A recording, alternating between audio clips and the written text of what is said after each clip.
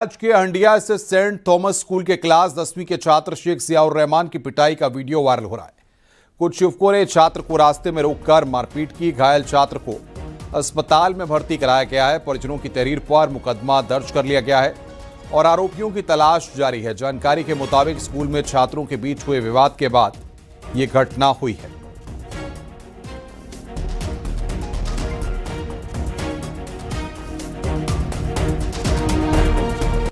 पति के मर्डर के आरोप में मेरठ जेल में बंद मुस्कान ने बेटी को जन्म दिया है। मुस्कान ने अपनी बेटी का नाम राधा रखा है। राधा 6 साल तक जिला जेल में रहेगी। 6 साल बाद ही मुस्कान राधा को अपने परिजनों को सौंप पाएगी। उधर सौरभ के परिवार ने बच्चे का डीएनए टेस्ट कराने की मांग की है। उनका कहना है कि अगर बच्चा सौरभ का है तो हमें सौंपा जाए। सौरभ के भाई ने राहुल ने आरोप लगाया कि मुस्कान उसे हानि पहुंचा सकती है।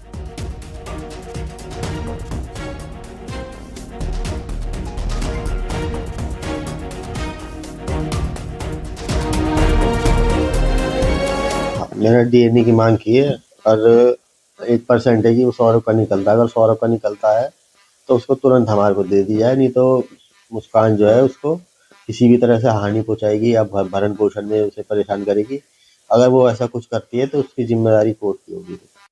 ऐसा प्रावधान है कि 6 साल तक के बच्चे अपने माता के साथ या अपनी दादी के साथ जो कारागार में आती हैं रह सकते हैं। और भी बच्चे यहाँ पर रह रहे हैं, उनके पढ़ने की व्यवस्था है, उनके खाने पीने की व्यवस्था है, क्रेच की व्यवस्था है।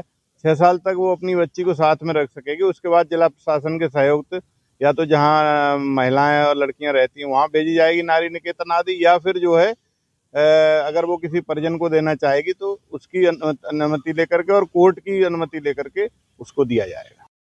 ब्लू डर्म क्वीन यानी मुस्कान अपने पति की हत्या को लेकर देश भर में चर्चा का विषय बन गई और अब मुस्कान ने एक बेटी को जन्म दिया है। मेरठ के लाला लाजपत राय मेडिकल कॉलेज में मुस्कान ने बेटी को जन्म दिया है और उस बेटी का नाम राधा रखा गया है। मुस्कान की चाहत थी कि उसे जेल में श्री कृष्ण जैसा बच्चा मिले, लेकिन कातिल मुस्कान की चाहत भगवान ने भी नहीं सुनी और उसे एक बेटी मिली है और उस बेटी का नाम अब राधा रखा गया है। वहीं सौरभ के घर वाले इस बेटी के लिए डीएनए टेस्ट की मांग कर रहे हैं। उन्होंने कहा है कि अगर डीएनए सौरभ या उसके घर वालों से मिला तो फिर वो उसे अपना लेंगे, नहीं तो बच्चा साहिल का है।